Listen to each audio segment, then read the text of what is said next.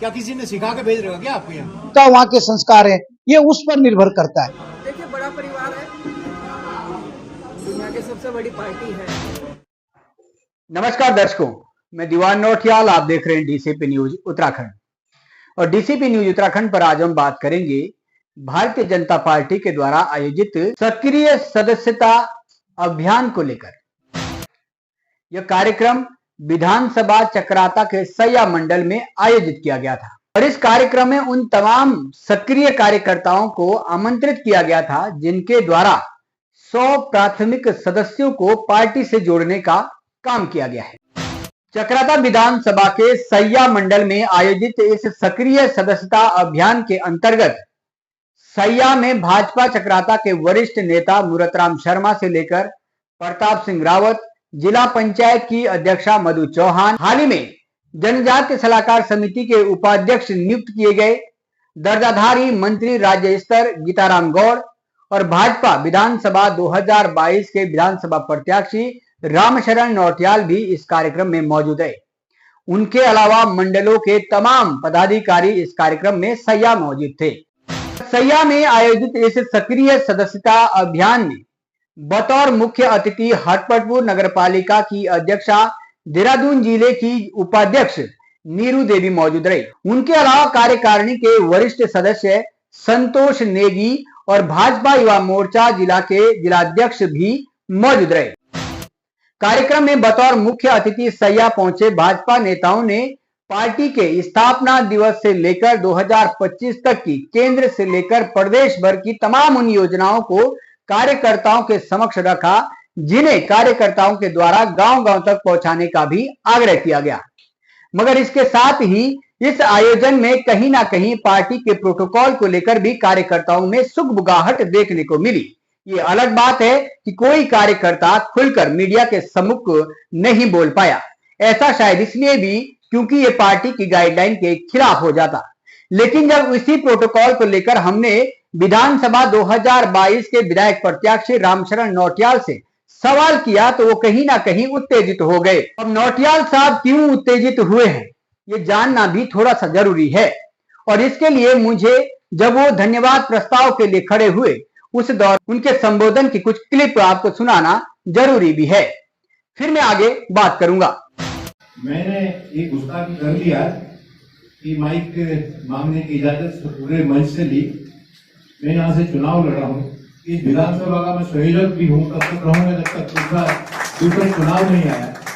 और उस नाते मेरे विधानसभा में पूरे विधानसभा क्षेत्र से हमारे वरिष्ठ साथी मंडल अध्यक्ष यहाँ आए हैं और हमारे दूसरे वरिष्ठ अतिथि आए हैं और मैं उनको मैं स्वागत भी ना करूं, उनका वो धन्यवाद भी ना करूं आने का, तो मैं कहता हूं कि शिष्टाचार के विरुद्ध होता है। इसलिए मैं माफी चाहता हूं कि अगर मैंने यहाँ दोष बोले। धन्यवाद।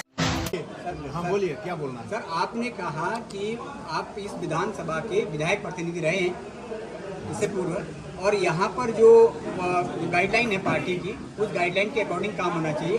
जो यहाँ बाहर से अतिथि आए उनका आभार व्यक्त करने के लिए मुझे यहाँ होना चाहिए। मैंने इजाजत नहीं, मैंने ये नहीं कहा, आप झूठ बोल रहे हैं। आपने क्या? मैंने मैंने ये कहा कि पार्टी की गाइडलाइंस में यहाँ किसी अन्य को बोलने की वो थी नहीं, क्योंकि मैं विधायक का प्रत्याशी रहा हूँ जी। मेरे क्षेत्र में दूसरे विधानसभाओं से वरिष्ठ नेता है तो मैं उनको सिर्फ धन्यवाद देने के लिए इजाजत मांगी और मुझे इजाजत दी। मैं संयोजक भी हूँ। आपको इजाजत मांगने की आवश्यकता क्या है? नहीं, वो पार्टी तो कार्यकर्ताओं को खुद समझना चाहिए ना। ये कौन सा सवाल है आपका? क्या आपको मैं आपसे पूछ के इजाजत मांगू? नहीं सर, मैंने तो नहीं कहा। नहीं, आप यही तो कह रहे हैं। आप इरिलेवेंट सवाल करते हो। क्या किसी ने सिखा के भेज रहा क्या आपको यहाँ? आपको अगर ऐसा लगता है, मुझे ऐसा लगता है। सुना आपने, भारतीय जनता पार्टी के वरिष्ठ नेता 2022 विधानसभा चक्राता के प्रत्याशी विधायक प्रत्याशी रामशरण नौटियाल ने कहा है कि हमने ये गुस्ताखी कर दी है कि हमने मंच से सहमति लेकर माइक ले लिया है। लेकिन माइक लेना इसलिए जरूरी था क्योंकि मैं इस क्षेत्र का विधायक प्रत्याशी हूं और बाहर से जो इस सम्मेलन में वक्ता आए हैं उनका आभार धन्यवाद करना एक शिष्टाचार के अनुसार जरूरी है। तो फिर बाद में जब नौटियाल साहब से उसी शिष्टाचार को लेकर सवाल किया गया तो आग बबूला हो जाते हैं। ऐसा इसलिए क्योंकि जब रामशरण नौटियाल जी खुद ये कह रहे हैं कि हमने गुस्ताखी कर दी है मंच की सहमति से माइक लेकर। तो क्या भारतीय जनता पार्टी के प्रोटोकॉल के अनुसार इस कार्यक्रम में रामशरण नौटियाल को माइक लेने की इजाजत नहीं देनी चाहिए थी? और यदि उन्होंने गुस्ताखी नहीं की है, यदि प्रोटोकॉल के अनुसार उनको बाहर से आए मुख्य वक्ताओं का धन्यवाद व्यक्त करने के लिए आना पार्टी के प्रोटोकॉल के अनुसार था, तो फिर क्षमा याचना किस बात की नौटियाल साहब मांग रहे? यही उलझन थी। इसी उलझन को लेकर हमने सवाल किया था नौटियाल साहब से, लेकिन नौटियाल साहब तो उलझते चले गए। यहां तक कि उन्हें लगता है मीडिया को किसी ने प्रिपेयर करके भेजा है। अब ये एक वरिष्ठ नेता की अपनी स्वतंत्रता है, उन्हें अगर ऐसा लगता है तो ऐसा ही सही, लेकिन हम नौटियाल साहब से पूछकर तो सवाल निर्धारित नहीं करेंगे कि हमें क्या पूछना है और क्या नहीं। खैर ये भी छोड़िए, हो सकता है कुछ शायद उनके समझने में कंफ्यूजन था, कुछ शायद हमारे उनके संबोधन में समझने में असमंजस की स्थिति थी। लेकिन इसके अलावा रामशरण नौटियाल एक बार फिर से विधानसभा चक्राता में योजनाओं में धांधली के आरोप लगाते रहे। उन्होंने कहा है कि 71 विधानसभाओं में से यदि आप आकलन करेंगे तो चक्राता में आपको दिखेगा कि यहां पर योजनाओं की बंदरबाट हुई है, योजनाओं में धांधली हुई है। रामशरण नौटियाल शायद विपक्ष के विधायक पर कटाक्ष करते करते ये भूल जाते हैं, इसके साथ ही वो विपक्ष पर कम और सरकार पर अधिक सवाल खड़े कर रहे हैं। जब वो ये कहते हैं कि विधानसभा चक्राता में योजनाओं में धांधली होती है, इसलिए उन्होंने योजनाओं की एक सूची रद्द भी करवाई है। तो सबसे पहले तो नौटियाल साहब जी, यदि विधानसभा चक्राता में धांधली हो रही है तो विधानसभा उत्तराखंड सरकार के अधीन ही तो होगी ना। क्या प्रदेश के मुख्यमंत्री का एक विधानसभा पर कंट्रोल नहीं है, या फिर विधानसभा चक्राता में नौकरशाही भाजपा सरकार की नहीं है? या तो यह स्वीकार करना पड़ेगा या फिर यह मान लेना पड़ेगा कि आप जो आरोप लगा रहे हैं उसमें कहीं ना कहीं प्रदेश की भाजपा सरकार उन आरोपों पर जांच करने में सक्षम नहीं है। हालांकि यही सवाल योजनाओं में धांधली को लेकर हमने हाल ही में जनजातीय सलाहकार समिति के उपाध्यक्ष बनाए गए गीताराम गौड़ से भी किया। गीताराम गौड़ को भी शायद सवाल पसंद नहीं आया, लेकिन उन्होंने डिप्लोमेसी तरीके से उसका जवाब दे दिया। वो रामशरण नौटियाल के मत से बिल्कुल अपना अलग मत रखते हैं। सवाल शायद गीताराम गौड़ जी को भी पसंद ना आया हो, लेकिन फिर भी उन्होंने कोशिश की डिप्लोमेसी तरीके से इस सवाल के जवाब देने की। वो भी आप सुनिएगा और खुद आकलन कीजिएगा। इसके अलावा पत्रकार बंधुओं के द्वारा मधु चौहान जी से भी पार्टी के प्रोटोकॉल को लेकर प्रश्न किया गया। उन्होंने रामशरण नौटियाल की तरह आपा तो नहीं खोया। हाँ, उन्होंने बड़े परिवार का जिक्र होने के साथ साथ इसको टालने की कोशिश जरूर की। इसके अलावा मुख्य वक्ता के तौर पर पहुंचे वरिष्ठ नेताओं से भी ये सवाल करने की कोशिश की गई। उन्होंने भी बड़ी पार्टी और अधिक संख्या में कार्यकर्ता होने के कारण मतभेद होना बताया। अब ऐसा क्या था जो रामशरण नौटियाल को ये सवाल इतना चुभ गया कि उन्हें ऐसा लगा मीडिया को कोई प्रिपेयर करके भेज रहा है। खैर नौटियाल साहब, ये आपका अपना आकलन है, आप आकलन करने में स्वतंत्र है, लेकिन सवाल आपसे पूछकर निर्धारित नहीं किए जाएंगे। ऐसा नहीं है कि रामशरण नौटियाल सिर्फ योजनाओं में धांधली के आरोप ही लगाते रहे। 2022 विधानसभा चुनाव प्रचार में तो उन्होंने विधायक पर विधायक निधि की बंदरबाट के भी आरोप लगाए थे। यहां तक क्षेत्रीय जनता को विश्वास दिलाया था कि वो विधायक निधि की भी जांच करवाएंगे। ये अलग बात है कि अब रामशरण नौटियाल जी के जुबान से विधायक निधि की जांच का मामला धीरे धीरे विलुप्त होता नजर आ रहा है। अब वो क्यों हो रहा है, ये कहीं ना कहीं सोचने वाला विषय है। क्या कहीं विधायक निधि की बंदरबाट के आरोप भी बेबुनियाद थे, या फिर कहीं भाजपा के विधायक भी उस सूची में शामिल तो नहीं हो रहे हैं? इसलिए तो प्रदेश की सरकार शायद उस जांच में भी दिलचस्पी नहीं दिखाई। फिलहाल रामशरण नौटियाल ने बताया कि उन्होंने योजनाओं के संबंध में जो निरस्त करने का एक लेटर दिया है उस पर सरकार गंभीरता से जांच कर रही है, और हमें उम्मीद है कि 27 से पहले शायद वो जांच पूरी हो जाएगी। अन्यथा जब आप 27 में दोबारा उस जनता के बीच में जाएंगे तो पत्रकार से लेकर आम जनों में ये सवाल तो उठेगा, न विधायक निधि की जांच हुई, न बंदरबाट योजनाओं में कोई अधिकारी लिप्त पाया गया, और लिप्त पाया गया तो सलाखों के पीछे क्यों नहीं गया। ये तमाम सारे सवाल है जो नौटियाल साहब आपको बार बार जिनके जवाब देने होंगे, और कहीं ना कहीं जब जब विधानसभा चक्राता में योजनाओं में धांधली का आरोप आप लगाते रहेंगे तब तब आप कहीं ना कहीं भारतीय जनता पार्टी की प्रदेश सरकार को भी कटघरे में खड़ा करने का काम करेंगे। ऐसा नहीं है कि सरकार का फेलियर तब ही होता है जब सरकार गिरती है। सरकार का फेलियर तब भी होता है जब एक वरिष्ठ नेता उनको सबूत के साथ संगीन आरोप लगा रहे हो और सरकार उस पर जांच करने से परहेज करती रहे। खैर, अधिक जानकारी के लिए आपको सीधा ले चलूंगा ग्राउंड जीरो पर। सुनते हैं जरा रामशरण नौटियाल से लेकर मधु चौहान और गीताराम गौड़ के साथ ही मुख्य वक्ताओं की प्रतिक्रिया और कैसे रामशरण नौटियाल की योजनाओं में धांधली के आरोप को जनजातीय सलाहकार समिति के उपाध्यक्ष गीताराम गौड़ नकार दिए। इसके अलावा मधु चौहान ने डिप्लोमेसी तरीके से पार्टी के प्रोटोकॉल में चल रही असमंजस को लेकर भी सवाल देने की कोशिश की है। आज की कवरेज में फिलहाल इतना ही, आगे फिर लौटेंगे, तब तक के लिए हमें दीजिएगा इजाजत। नमस्कार। भारतीय जनता पार्टी का 6 अप्रैल 1980 को और तब से हम लगातार भारतीय जनता पार्टी की स्थापना दिवस को लगातार मनाते आए हैं। इस बार पार्टी ने 6 तारीख से लेकर लगातार 12 तारीख तक पार्टी के स्थापना दिवस के विभिन्न कार्यक्रम आयोजित करने का निर्णय लिया। उसी के तहत हमारे जितने सक्रिय भारतीय जनता पार्टी के सदस्यगण थे उनका एक सम्मेलन प्रत्येक विधानसभा आज यहाँ हो रहा है। कल विकासनगर में था। तमाम विधानसभाओं में ये सक्रिय सम्मेलन आयोजित करके जो हमारी पार्टी के द्वारा किए गए कार्य हैं और माननीय मोदी जी के नेतृत्व में भारतीय जनता पार्टी ने क्या क्या मुकाम हासिल किए उन पर एक चर्चा का एक आनंद था कि इसके बैठक की चक्रता विधानसभा संगठन और पार्टी जो नेता है थोड़ी तारतम्य की कमी देखने को मिल रही है, आपसी तालमेल की। देखिए, जब भी बड़ा परिवार होता है, भारतीय जनता पार्टी 18 करोड़ लोगों की पार्टी है और 18 करोड़ सदस्य की जब पार्टी है तो अगर 18 करोड़ लोगों में कहीं ना कहीं हम सोचें कि विचारधारा समान रूप से रहे तो ऐसा कहाँ होता है। जब हम परिवार में भी देखें, अपने हमारे परिवार में 4 लोग होते हैं उनकी विचारधारा, लेकिन कहीं कोई भी पार्टी से दूर नहीं है। पार्टी सभी लोग पार्टी के लिए काम करने वाले लोग हैं और सभी पार्टी के लिए काम करते हैं। अगर माना थोड़ी बहुत कहीं विचारधारा में परिवर्तन है उसको आपस में बैठ करके बीच में बड़े हमारे नेतृत्व करता है सबको समझा करके और उस मामले का हल भी निकाल लेते हैं। ऐसा कोई विषय नहीं। एक बात सर आपने बताई कि पार्टी के जो काम है उसमें दिक्कत आ रही है, क्या कारण है? नहीं, पार्टी के काम के लिए नहीं हमने कहा है। हमने ये कहा है कि जो विकास के काम है उसमें कहीं कहीं कोई दिक्कतें आ रही है। ये सवाल है, भारतीय जनता पार्टी ने अब अपना विस्तार कार्यक्रम शुरू किया है। आप ये देखिए, नवयुवकों की टोली, पहले यहाँ 2, 3, 4 लोग भी नहीं होते थे। आज आप देखिए कितना पार्टी का विस्तार हुआ है और हम स्वीकार करते हैं। लेकिन मैंने कहा ना, लास्ट जो चुनाव हुआ पार्लियामेंट का उसमें हम कांग्रेस पार्टी से 3,500 वोट आगे हैं और ये बढ़त इसको और आप देखेंगे।